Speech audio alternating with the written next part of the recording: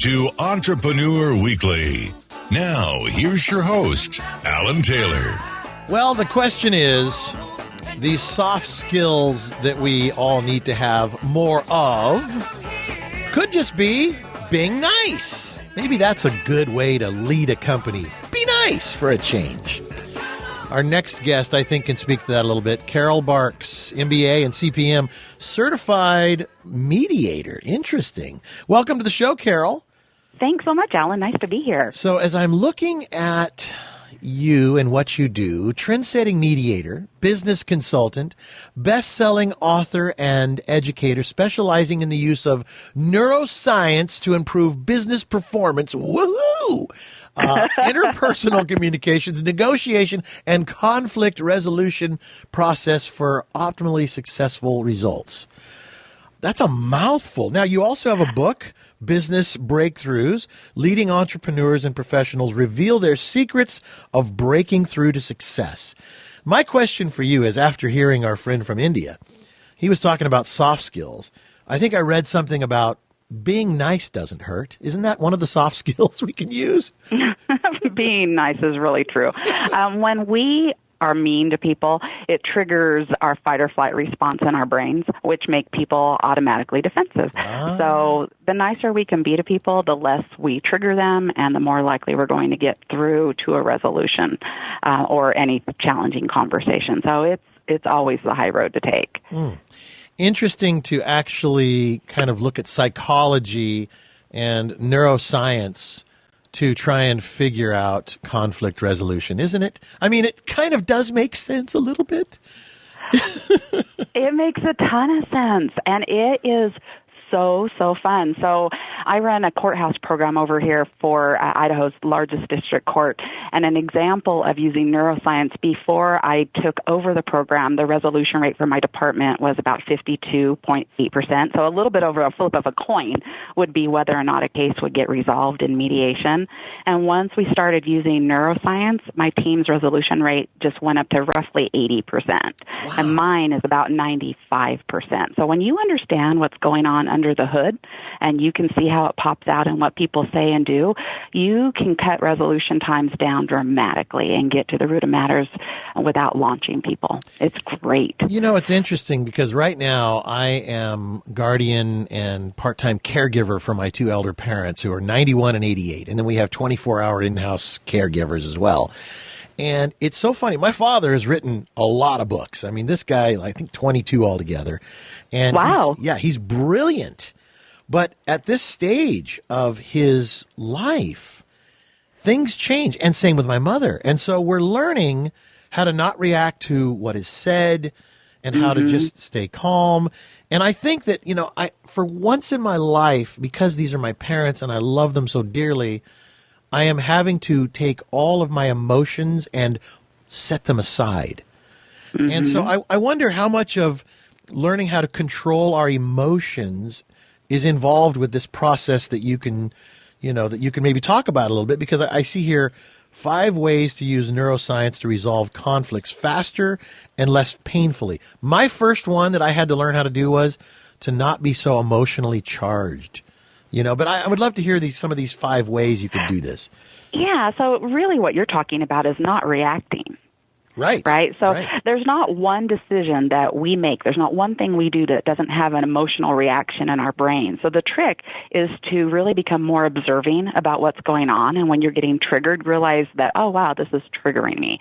And maybe take a pause or, really listen to the messages. So when you're talking about your folks, it's not about so much reacting to what the emotional trigger is, but is really listening to the message of what are they trying to get across. Right. And repeating that rather than repeating all of the white noise that comes behind it that has the drama and the emotions and the miscommunications in there. And what that really is just becoming more observant, and then we're therefore not triggering them as much. Because for your folks, things get scarier because as they're older, they have less control over what they do in life and they need more help, and all the dots don't connect. And in neuroscience, we know that when all the dots don't connect, our brains go negative. So things are scarier. So anytime we can help people connect the dots and not react judgmentally and just react more neutrally, we get to the root of the matter much more efficiently. Yeah, and I find that truly using less emotional responses and reactions, it does mediate, in essence, what is about to escalate. I actually really have to really, downshift. I guess that's a way to say it. Downshift, slow down my brain, because my brain just goes into high gear. I actually have to go the opposite direction, and then take a chill pill and be a much kinder, gentler person using those soft skills that I had just talked about with our previous guest. And I actually like myself better because I say, yeah, that's called love. And what's wrong with using love with not only your family members, but in business too? Does that make sense? For sure. One of the things when you talk about slowing down is one of the really great communication tools that is neuroscience-based. So our brains can only handle, roughly 6 chunks of information at a time in working memory. So if you're using a lot of words and you're talking really fast, that's hard on the brain. So if you slow down and say less and use less words, people can hear you better. And they also feel like you're more present, and your brain isn't as stressed because it's not working for the next response. Right. Well, what's funny is what you're talking about is simply being thoughtful. And I think if in business we are thoughtful, caring, and use a little bit of wisdom in how we deal with our businesses and not so much ambition and emotionally charged stuff, we're going to do a better job. And hopefully you can walk us through a little more of this. You can find out more about Carol Barks at MediaAmbassadors.com. And right here, we'll be talking to her for another couple segments on Entrepreneur Weekly. Stay with us.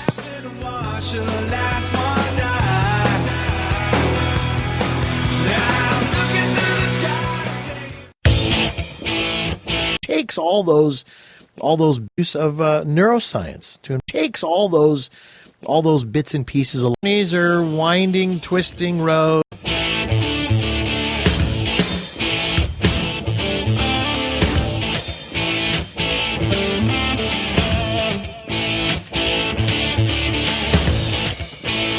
You're listening to Entrepreneur Weekly. Now, here's your host, Alan Taylor.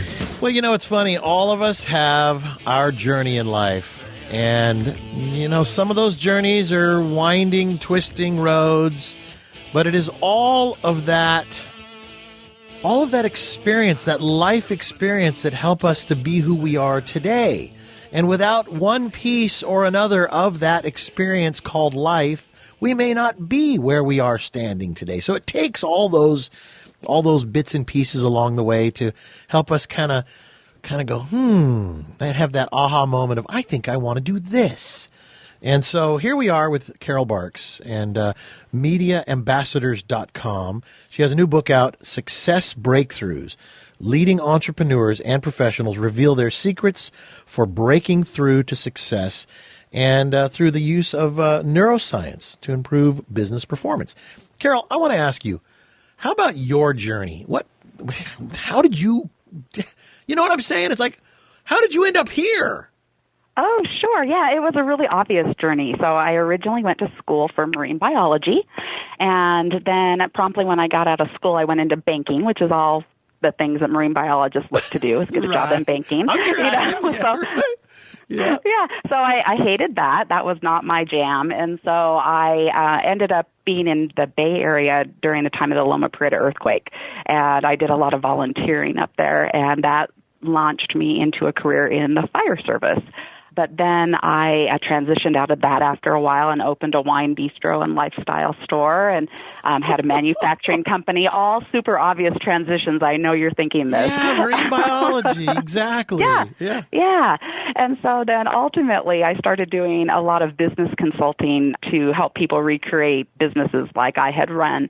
And I thought I was doing it for a lot of people who knew me. And I thought once I ran out of people who knew me and I told them that they should hire me because I was a former firefighter and marine biologist and I could totally help them with their business, I thought I probably ought to re-educate myself in something that other people could relate to. So I went back to school and got a degree in global leadership and influence, and then a master's in conflict management and negotiation. And now I'm working on my PhD in neuroscience-based psychology.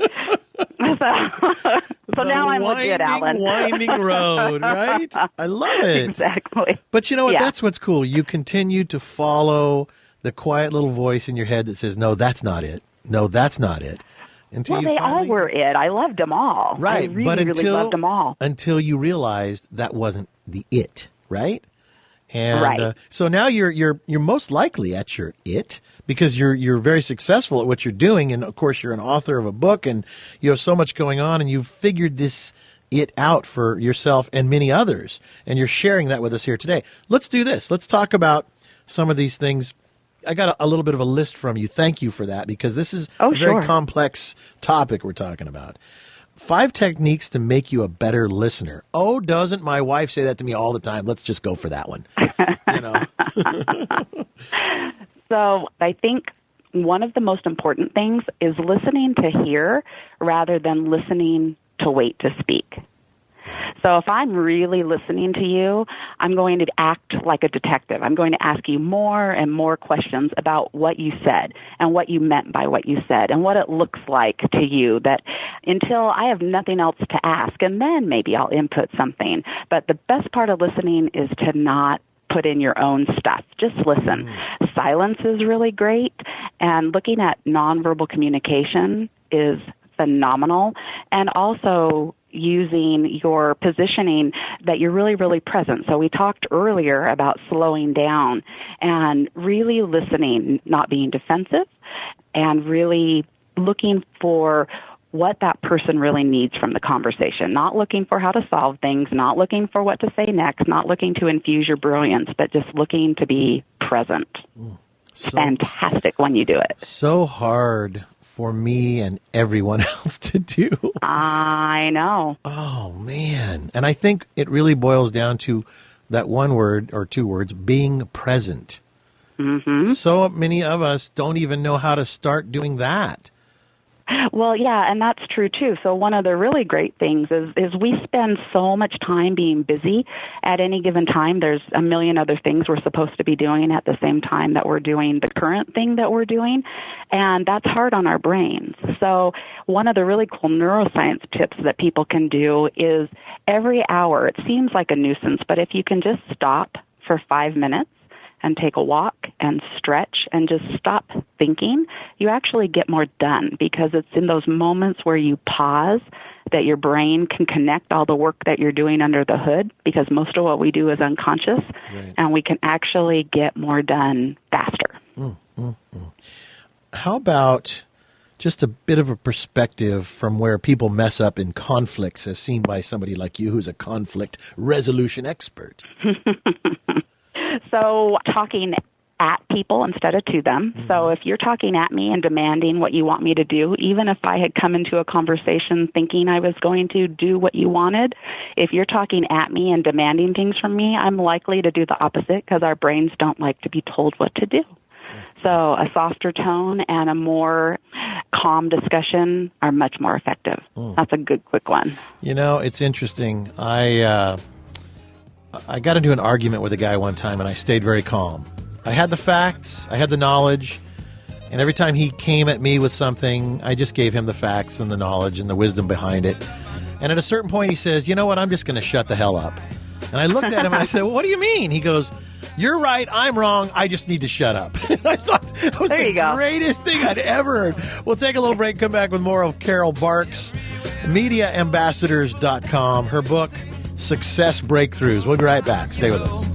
My mother, God rest her soul. Lord of mercy. You're listening to Entrepreneur Weekly. Now, here's your host, Alan Taylor. And don't forget, you can find Entrepreneur Magazine at newsstands everywhere. As our first guest, you found out, is even entrepreneur in India. So, but pick up an issue of the magazine at newsstands everywhere, and visit our website, entrepreneur.com. Entrepreneur Media, expanding in every way you can imagine. You can find more of this radio show there. This is a nationally syndicated radio show, also podcast later on at entrepreneur.com. Our guest right now, Carol Barks, Media Ambassadors, mediaambassadors.com, her book, Success Breakthroughs.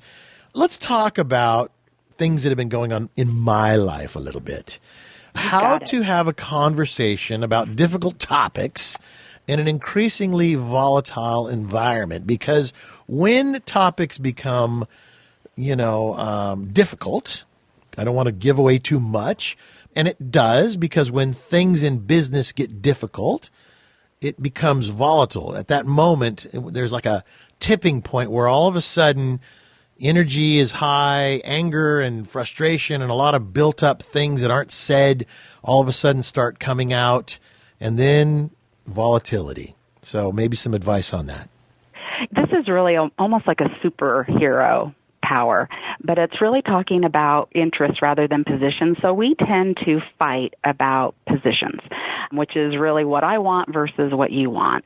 But really where the solutions come from are needs, and finding out what it is that we actually need with that demand that we're talking about. So one little example is just the wall, for instance. So without getting into politics, we have one side that wants the wall and one side that doesn't want the wall, and that's their positions. But the solutions come in when we figure out what it is that they actually need. What are they trying to accomplish? What are they after? What are their concerns? And if we dig into those and actually share those with each other, oftentimes we can find that there's some commonalities, or that maybe the wall or no wall solves the purpose or doesn't solve the purpose that we're trying to accomplish. And it becomes more of, like we were talking about in the last segment about listening. It's really about really diving in deep into what they need. And usually, like when you negotiate, if you're negotiating off of your positions, there's really only two basic choices: I win or you win. But we know from research that expert negotiators have about 5.6 different solutions, and you get those from the needs. So when you really dig into the why that's important, then we can come up with a lot of different ways to solve things besides me winning or you losing, or vice versa. So that one's super important. Well, I was always taught that I win, you are a loser. And that's, of course, that doesn't help things, right? No, not at all. So not at all. That's the wrong way. Okay, here's another. I would love for you to give a little bit of advice in our final 2 minutes or so for entrepreneurs that are in business that need to take a chill pill, because yes, we know you folks out there that are in business, even if you're not in business, but you're working for somebody else, even if you're not an entrepreneur, we've got to learn how to take a chill pill. But I would love for you to give some advice on that. Well, a lot of that's perspective. So we get really stuck in our perspective and we stop being inquisitive. So we have a lot of knee-jerk reactions, and we're not realizing that depending on what you've read, depending on what I've read, depending on what our upbringings are, what our past experiences are, we're going to come at a topic from any different direction. So if we just, like we've talked about, slow down and stay calm and really try more to learn about each other rather than to shove our positions down the other person's throat, we'll get so much further along. And really a part of this is a sign of people being hyper-stressed. So, back in our ancestral times, stress was really supposed to be about a quick getting away from something that was threatening our survival. But now we stay in toxic stress, so we react a lot quicker, and we really do things that we wouldn't normally do. And the fact that we use social media in a naughty way where we can just quickly, slam somebody, we're bad. Yeah. So I think pause is the thing. When in doubt, don't. We can't solve the whole world's problems, but we can be nice, and we can start with us and the person next to us. And then that person helps the person next to them, and then we have change. Good advice, using some of these soft skills that the show has been about. Learn how to take a chill pill. Learn how to relax just a little bit. You can find her book where? Success Breakthroughs. Where do we find that? You can find it on Amazon.com, or they can also go to my Facebook page, Carol Barks, or catch me on LinkedIn, too. Okay. And the website, mediaambassadors.com. Carol, thank you so much. Great job. Thanks, Alan. I feel more relaxed just talking to you. All right. Well, thank you again. And thank you all for listening out there. I'm Alan Taylor. This is Entrepreneur Weekly. We'll see you next week. This program is content by Entrepreneur Media Incorporated.